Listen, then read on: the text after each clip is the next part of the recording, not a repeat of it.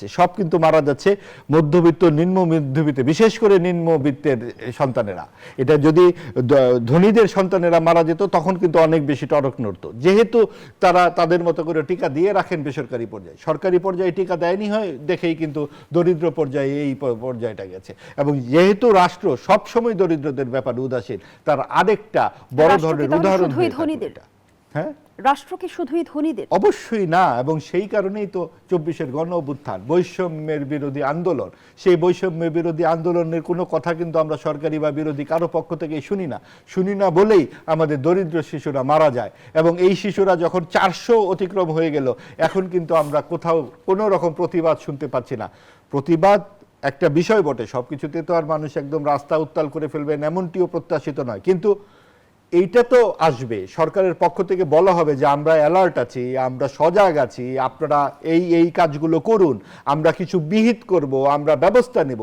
সেটাও কিন্তু আমরা শুনলাম না। মাঝখান থেকে আমরা এরকম শুনলাম যে গত দুই সরকার, মানে অন্তর্বর্তী সরকার এবং আওয়ামী লীগ সরকার দায়ী। তো আওয়ামী লীগ সরকার গেছে ২৪ সালের ৫ই আগস্ট।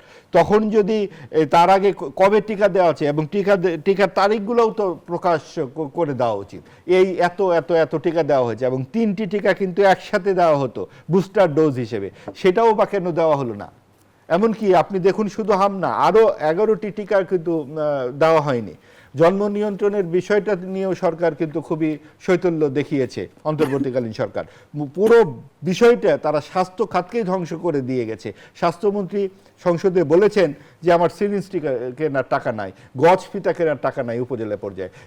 যেই সরকার সিরিঞ্জ কেনার টাকা শেষ করে দিয়ে গেল, সেই সরকারের শ্বেতপত্রটা কেন বের হচ্ছে না? অন্তত স্বাস্থ্য খাত, আরও গুরুত্বপূর্ণ সড়ক খাত, আরও কয়েকটি খাতে সরকার করে গেছে কি, এগুলো দেখা দরকার।